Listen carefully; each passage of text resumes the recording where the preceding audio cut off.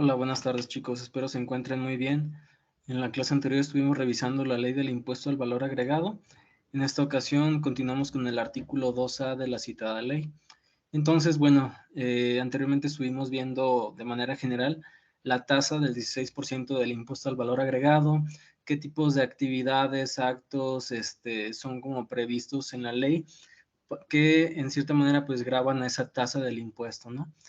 Ya en lo que respecta al artículo 2A, precisamente en este contexto, pues estaríamos revisando todos aquellos actos, actividades, hablando de enajenación, prestación de servicios, algunas otras especificaciones, pero ya con actos, actividades grabadas a la tasa del 0%.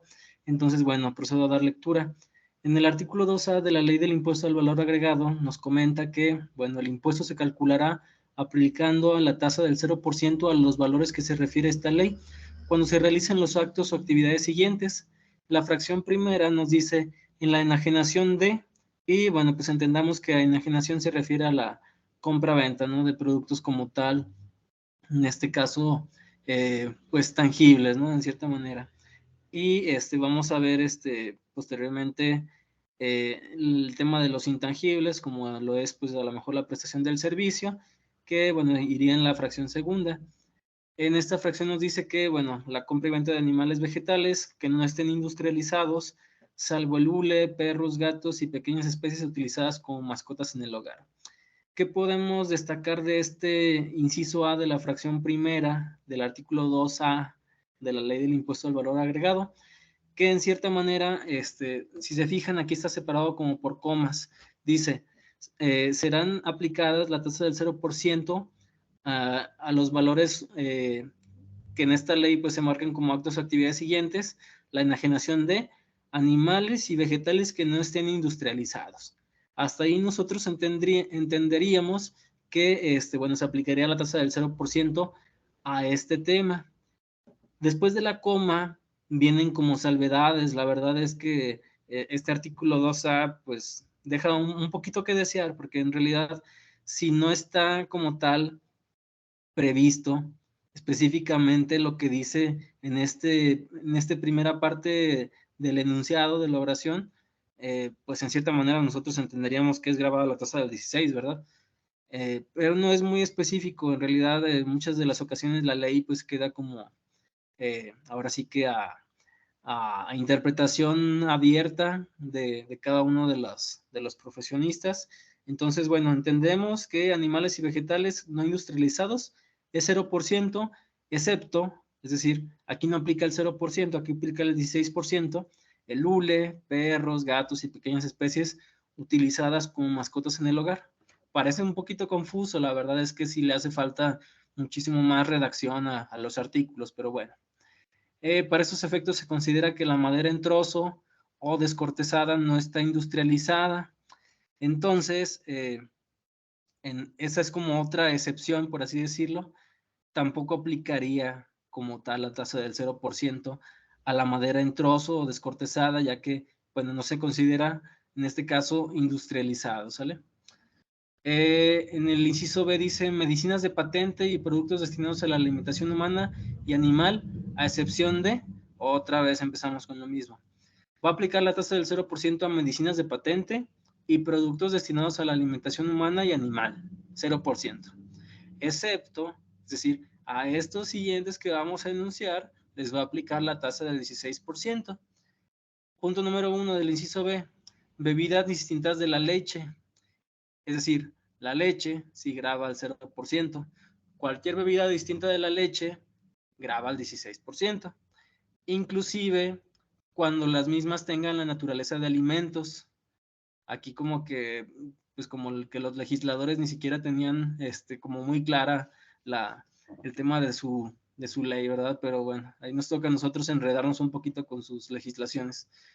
Quedan comprendidos en este numeral los jugos, los néctares, los concentrados de frutas o de verduras, cualquiera que sea su presentación, densidad o peso del contenido de estas materias.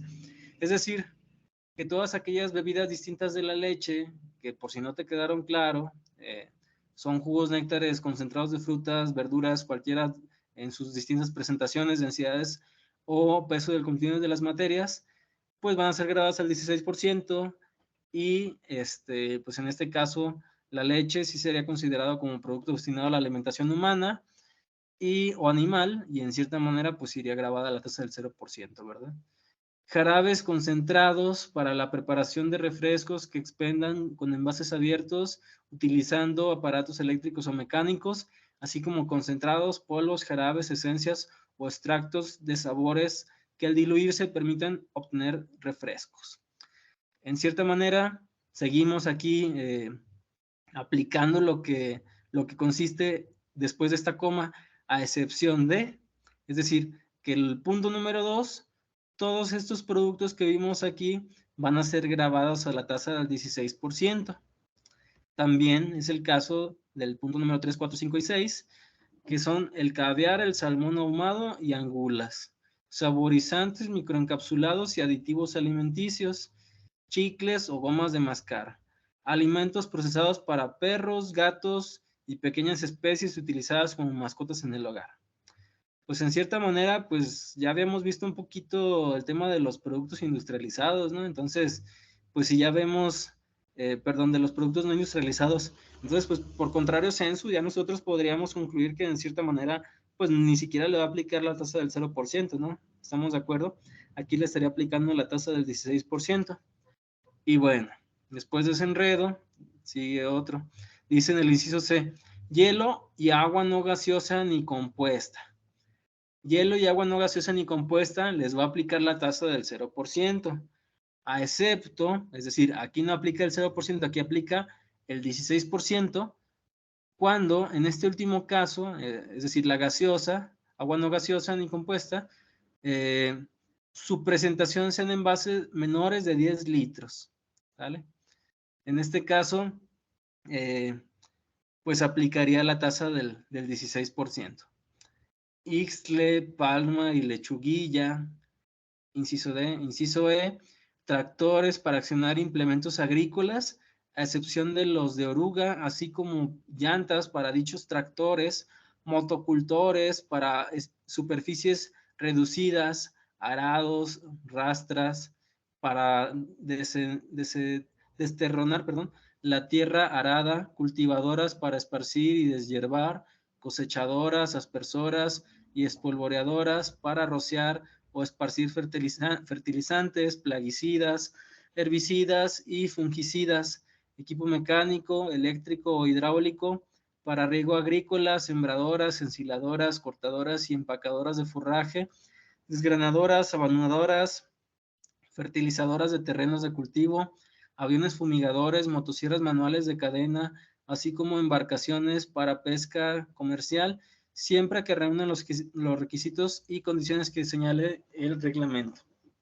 Entonces, bueno, a esto sí les aplica la tasa del 0%.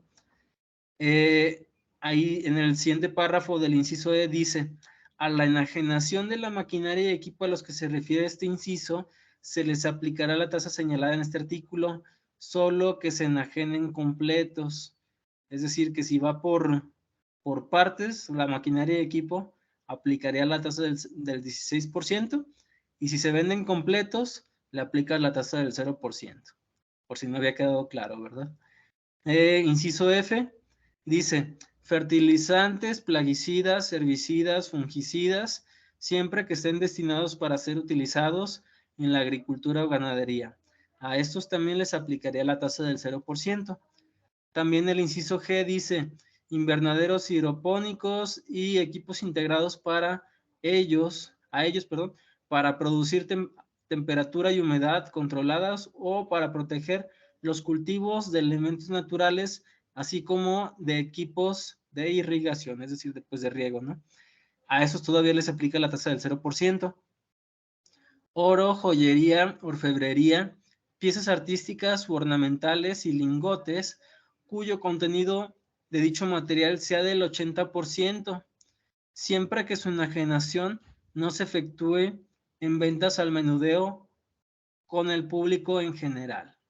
Es decir, aquí tiene algunas implicaciones, ¿no? Pues nos habla de que para que sea aplicable la tasa del 0%, pues en cierta manera van a ser pues sujetos a determinada pureza, ¿no? Al menos del 80%.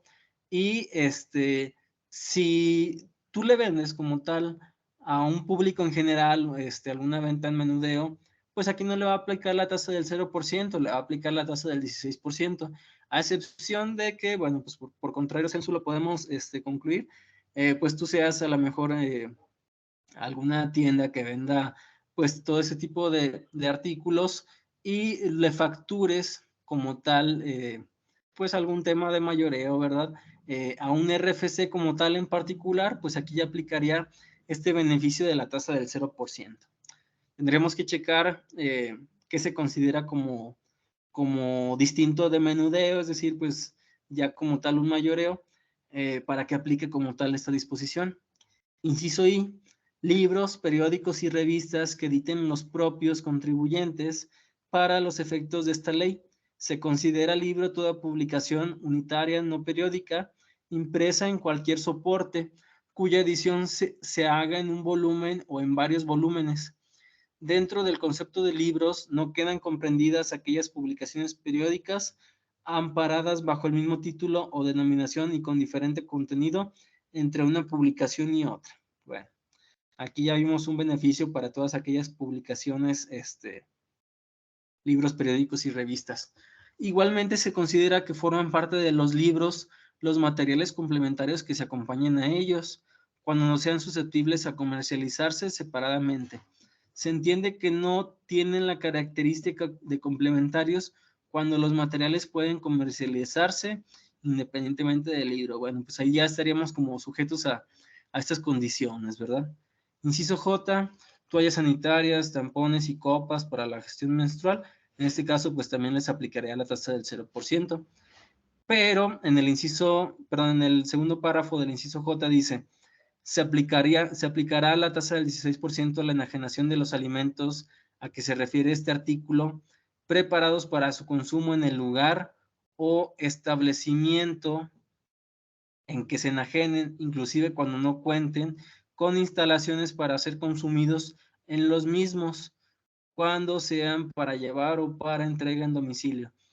Bueno, en este caso, perdón, este siguiente párrafo no corresponde al inciso J, sería, vamos a ver el numerado de los párrafos, en este caso sería parte del inciso, perdón, el segundo párrafo del artículo 2A sería bueno, que dice, se aplicará la tasa del 16% a la enajenación de los alimentos a que se refiere el presente artículo, preparados para su consumo en el lugar o establecimiento en el que se enajenen, inclusive cuando no se cuente con las instalaciones para ser consumidos en los mismos, cuando sean para llevar o para entrega en domicilio. Que bueno, eso ya lo tenemos muy claro, ¿no? En realidad, si ya están industrializados o si ya están preparados para su consumo, pues ya se entiende que va a aplicar la tasa del 16%, ¿verdad? Pero bueno. Inciso 2 del artículo 2A dice, ya terminamos con la enajenación, ahora viene la prestación de servicios independientes.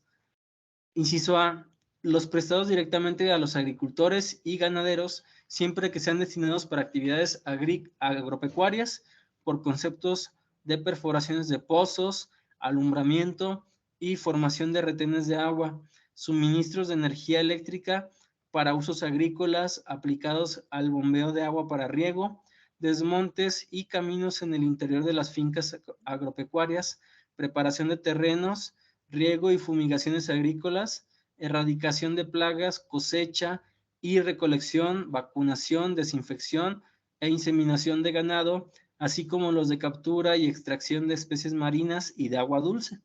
Aquí, miren, nosotros podemos concluir, en cierta manera, pues que el sector primario, todos los agapes, silvícola, ganadero, pesca, en cierta manera, pues todo el sector primario, pues tiene ciertos beneficios, ¿no? En realidad, ellos como tal, derivado de sus actos o actividades, no trasladan como tal un IVA a la tasa del 16%, sí a la tasa del 0%, que en cierta manera, a pesar de que no haya como tal un IVA expreso en la factura, es decir, como lo es en las actividades grabadas a la tasa del 16%, siguen teniendo algunos beneficios.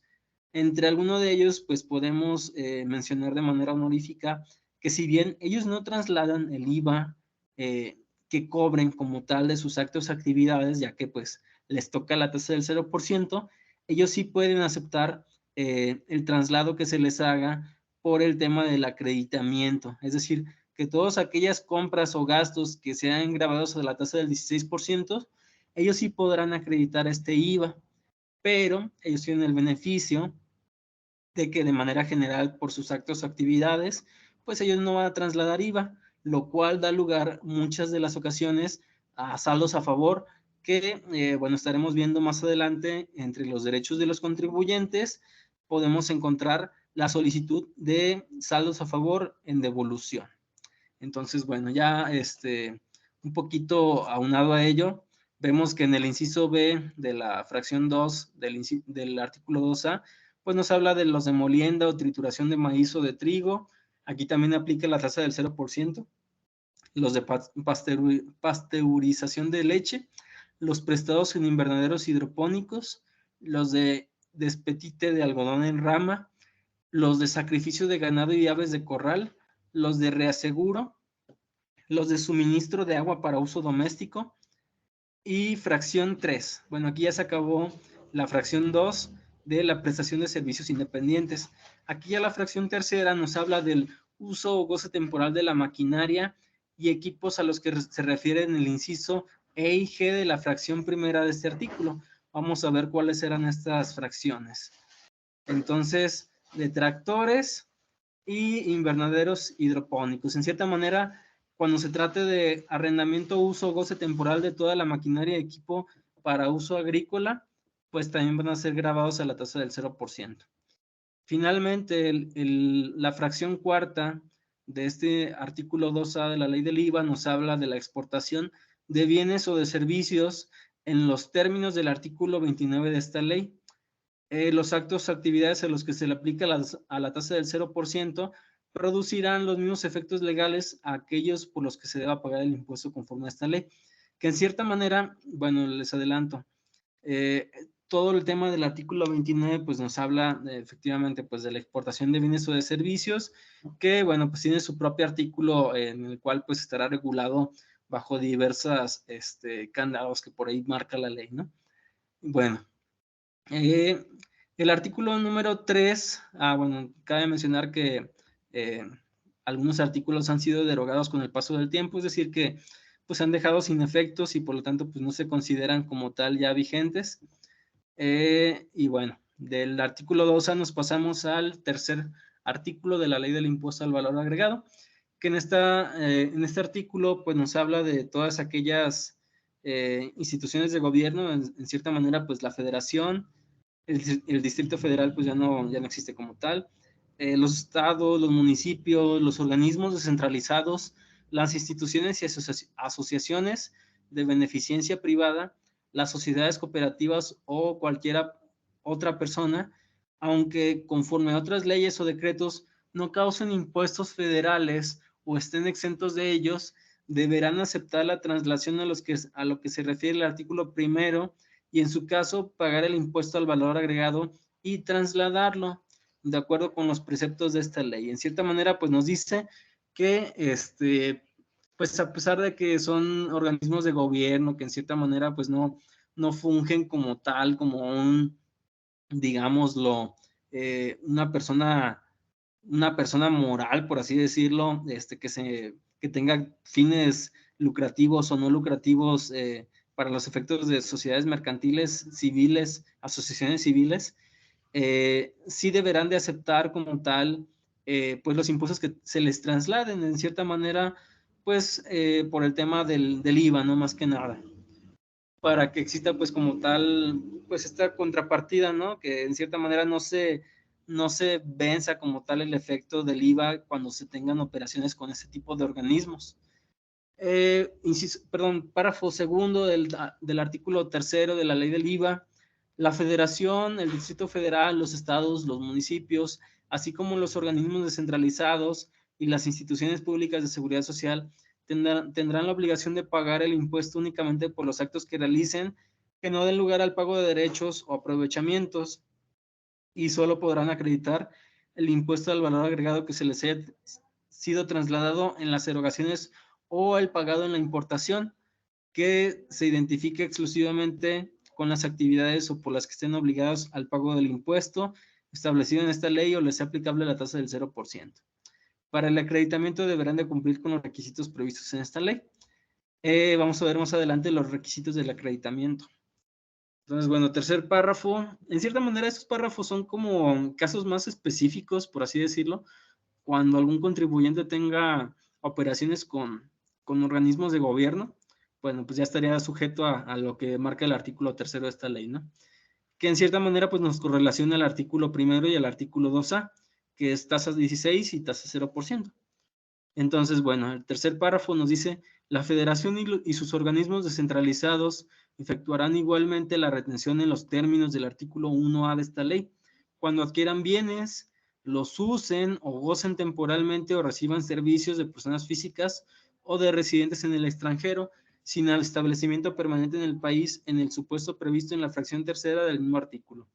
También se efectuarán la retención en los términos del artículo 1A de esta ley, en los casos en los que la federación y sus organismos descentralizados reciban servicios de autotransporte terrestre de bienes prestados por personas morales. Los estados, el Distrito Federal y los municipios, así como sus organismos descentralizados, no afectarán la retención a que se refiere este párrafo. El artículo 1A, por ahí habíamos estado abordando, se refiere a las retenciones. ¿Retenciones por qué supuestos? Pues al arrendamiento, uso, goce temporal o prestación de servicios que tengan operaciones con personas físicas o inclusive también al autotransporte terrestre de bienes siempre y cuando pues los presten personas morales. En este caso específico, pues sí tendría como tal efectos la retención y bueno, pues deberán de llevar a cabo la retención estos organismos descentralizados o la federación en su caso, pues en cierta manera para que entere a nombre de sus contribuyentes, personas físicas, prestadores de servicios personales o bien arrendamiento de uso o goce temporal de bienes o personas morales en el caso de autotransporte terrestre de bienes. La federación pues deberá de retenerle a estos sujetos el importe que corresponda de acuerdo a la legislación vigente. En este caso pues son, por ejemplo, el arrendamiento pues son el 10% de ISR, 2/3 partes del IVA. También en el caso de prestación de servicios independientes es lo mismo. Y autotransporte terrestre de bienes únicamente el 4% del valor de la contraprestación, es decir, pues solamente por el autotransporte, ¿no? Y bueno, para los efectos de este impuesto, se consideran residentes en territorio nacional, además de los señalados en este Código Fiscal de la Federación, las personas físicas o morales residentes en el extranjero que tengan uno o varios establecimientos en el país, por todos los actos o actividades que los mismos realicen. Por aquí me di a la tarea de poner en cierta manera una correlación con el Código Fiscal de la Federación, que en el artículo 9 nos marca que se consideran residentes en territorio nacional, fracción primera, a las siguientes personas físicas, inciso A, las que hayan establecido su casa habitación en México. Cuando las personas físicas de que se trate también tengan casa habitación en otro país, se considerarán residentes en México si en territorio nacional se encuentra su centro de intereses vitales. Para estos efectos se considerará que el centro de intereses vitales está en territorio nacional cuando, entre otros casos, se ubiquen en cualquiera de los siguientes supuestos. Punto número 1, numeral 1, cuando más del 50% de sus ingresos totales que obtenga la persona física en el año calendario tengan fuente de riqueza en México. Es decir, si en cierta manera pues tienes una casa en territorio nacional y otra casa en territorio extranjero, casa habitación, pues va a existir un criterio de desempate en cierta manera donde obtengas más del 50% y que esté ubicada la fuente de riqueza en México, pues te vas a considerar como residente en territorio nacional. O bien, cuando en el país tengan el centro principal de sus actividades profesionales, pues en cierta manera donde realices tu asiento de negocios, ¿no? Inciso número B, las de nacionalidad mexicana que sean funcionarios del Estado o trabajadores del mismo, aun cuando su centro de intereses vitales se encuentra en el extranjero. En cierta manera, pues se presume que todos son de nacionalidad mexicana.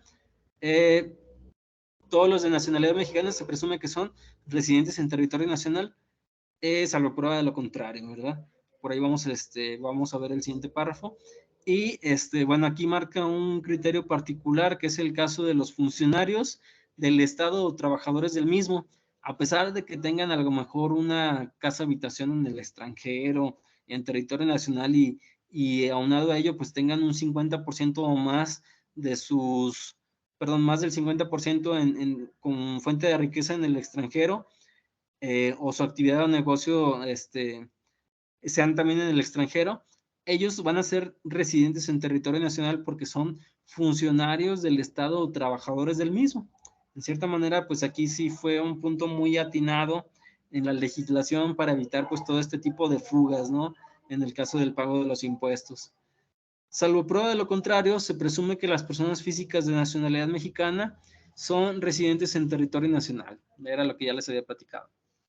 La fracción segunda nos habla de las personas morales cuando se consideran territorios en México como tal, en territorio nacional, pues van a ser todas aquellas que hayan establecido en México la administración principal del negocio o su sede de dirección efectiva.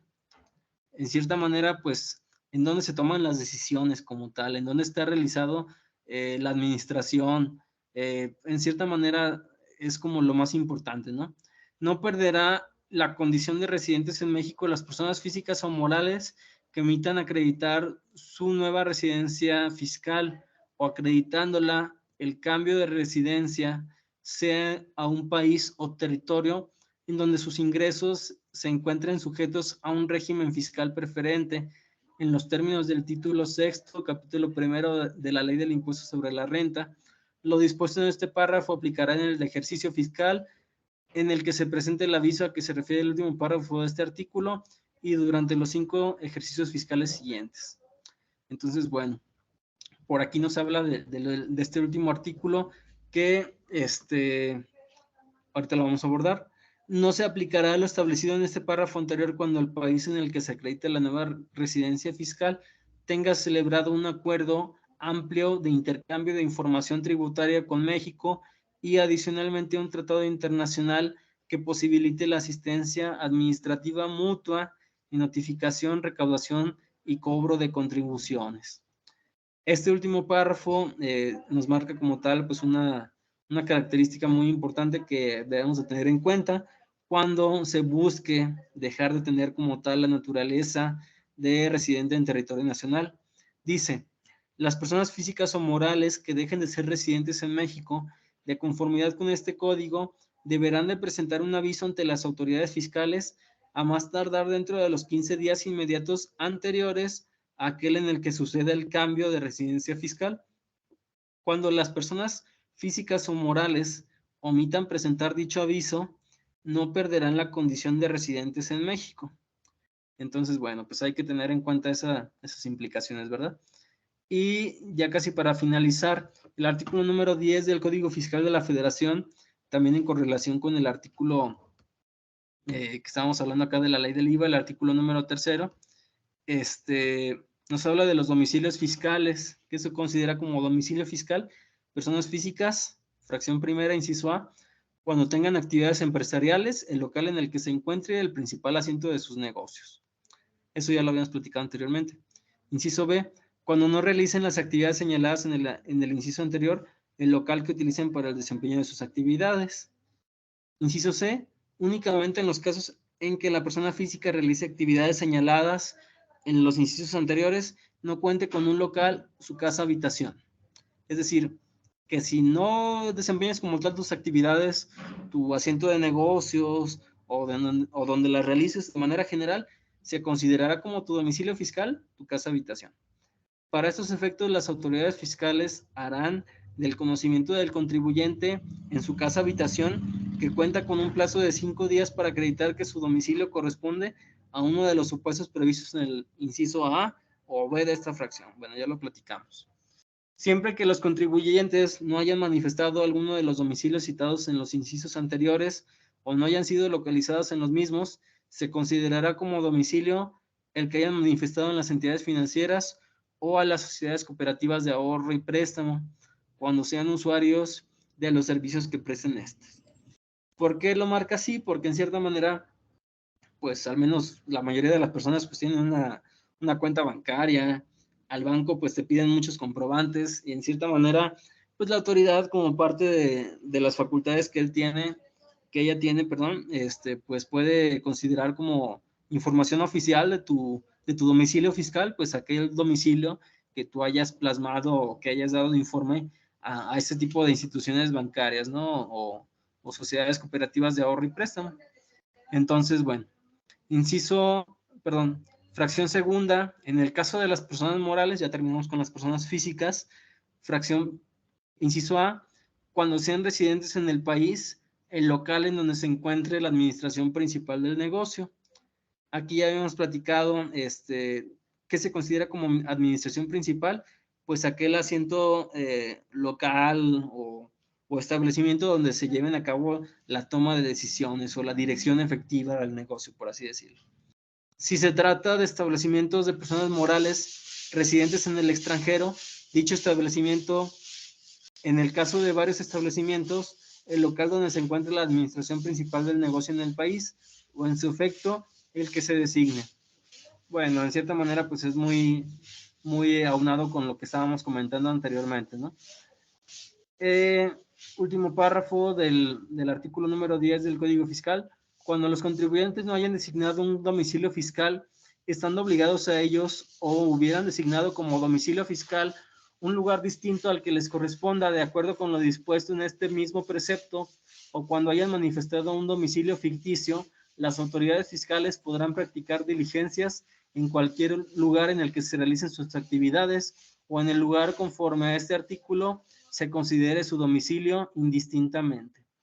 Pues en este último párrafo podríamos decirlo que si no entró en alguno de los supuestos que marcamos anteriormente, pues las autoridades fiscales podrán llevar a cabo la diligencia en el lugar en donde realicen sus actividades, ya de manera general, ¿no?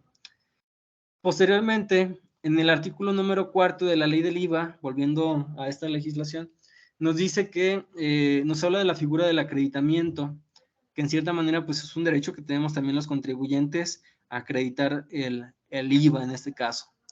Y bueno, lo vamos a estar viendo en otras legislaciones también. El acreditamiento consiste en restar el impuesto acreditable de la cantidad que resulte de aplicar los valores señalados en esta ley, la tasa que corresponda según sea el caso. En pocas palabras, si tú trasladas un impuesto a la tasa del 16% o a la tasa del 0%, acreditar significa que todas aquellas compras o gastos que tú tengas por el concepto bajo lo estrictamente indispensable según el giro que tengas de acuerdo al artículo 27 de la ley del impuesto sobre la renta, pues en cierta manera ese IVA que se traslada separado y expreso en las facturas que cumplan los requisitos que marca el artículo 29 y 29A del Código Fiscal de la Federación, pues ese impuesto que tú tengas lo vas a poder restar del impuesto que tú cobres a la tasa del 16 o el impuesto que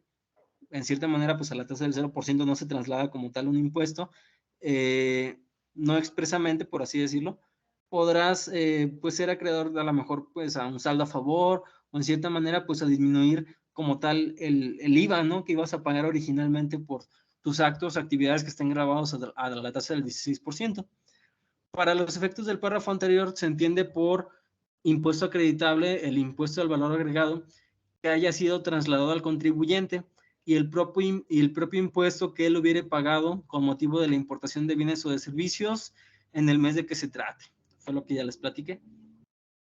El impuesto que se traslade por los servicios a los que se refiere el artículo 15D, primer y segundo párrafo del Código Fiscal de la Federación, no será acreditable en los términos de la presente ley. Vamos a ver cuál es ese artículo 15D, primer y segundo párrafo. Dice,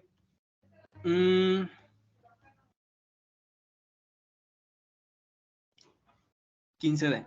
No tendrán efectos fiscales o de deducción o acreditamiento los pagos o contraprestaciones realizadas relacionadas tanto con el objeto social como con la actividad económica preponderante del contratante.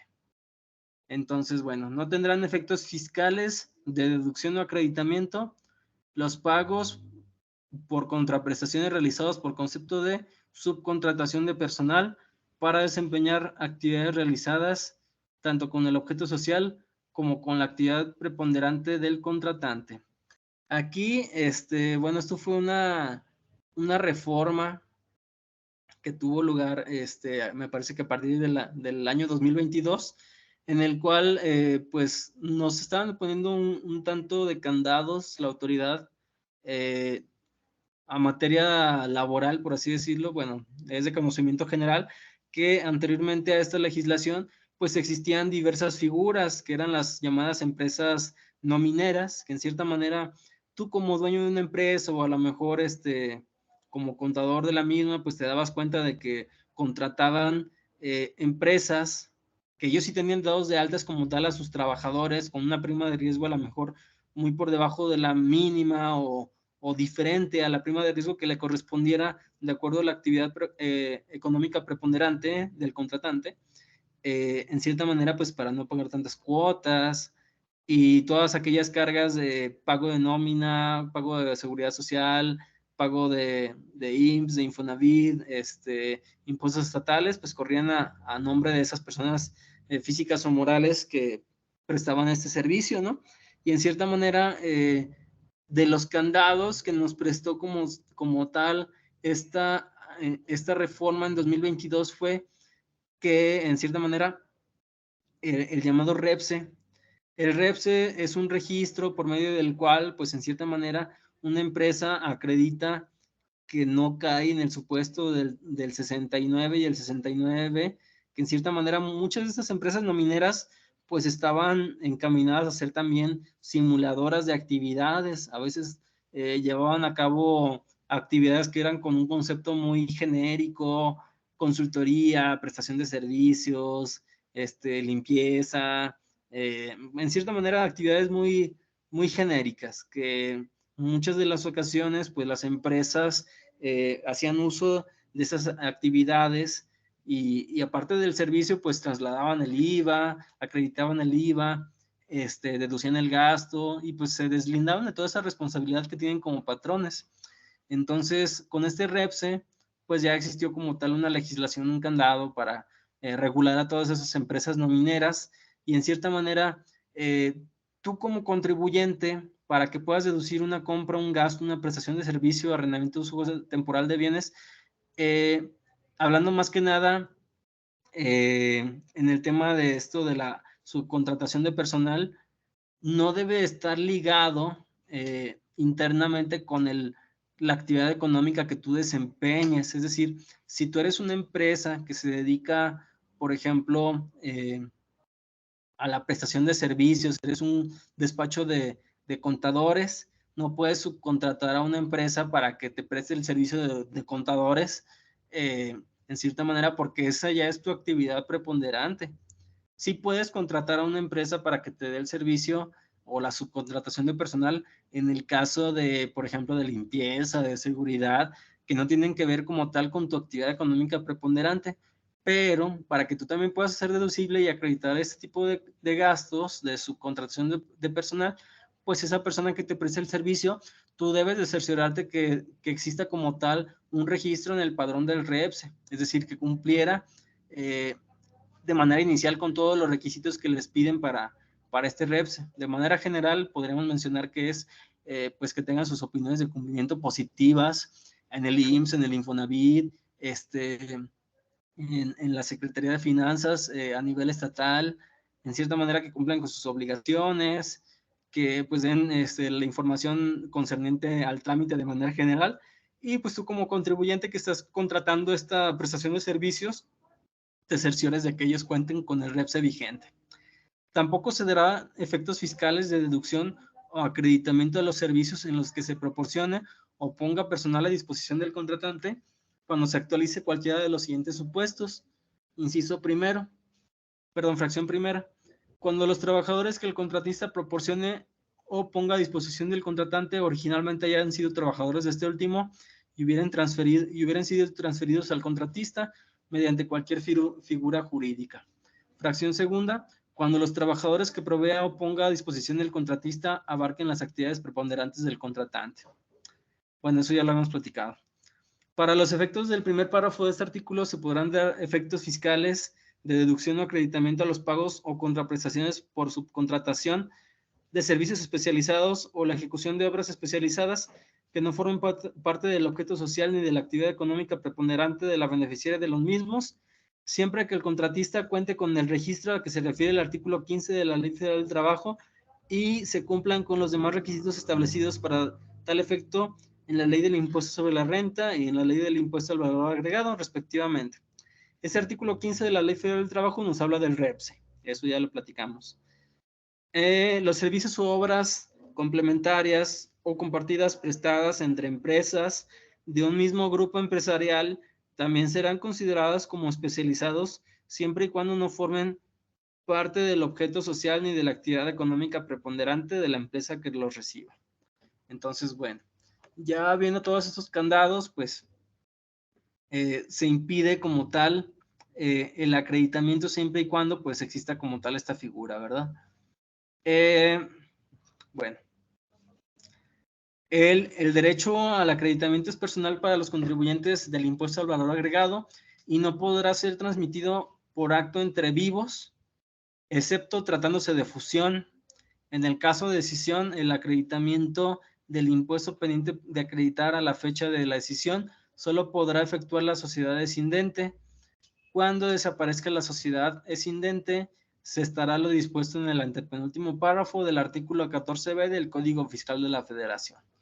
Bueno, esos ya son como tal unas implicaciones ya en el caso de fusión y decisión de sociedades, ¿verdad? Artículo 4A, ya para finalizar esta sesión. Para los efectos de esta ley se entiende por actos o actividades no objeto del impuesto, es decir, artículo primero, vimos tasa 16%. Artículo 2A, vimos tasa 0%. Artículo 4A, estamos viendo los actos o actividades no objeto del impuesto. Aquellos que el contribuyente no realiza en territorio nacional, conforme al establecido en los artículos 10, 16 y 21 de este ordenamiento, así como aquellos diferentes a los establecidos en el artículo primero de esta ley, realizados en territorio nacional, cuando en los casos mencionados el contribuyente obtenga ingresos o contraprestaciones para cuya obtención realiza gastos e inversiones en los que le fue trasladado el impuesto al valor agregado o en el que hubiera pagado con motivo de la importación. Cuando en esta ley se aluda al valor de los actos o actividades a los que se refiere este artículo, dicho valor corresponderá al monte de los ingresos o contraprestaciones que obtenga el contribuyente por realización en el mes del que se trate. Entonces, bueno, hasta este artículo daríamos por terminada nuestra sesión del impuesto al valor agregado. Ya estaríamos grabando en lo posterior una parte 4 de esta legislación, ¿sale? Muchas gracias, chicos. Hasta luego. Excelente tarde.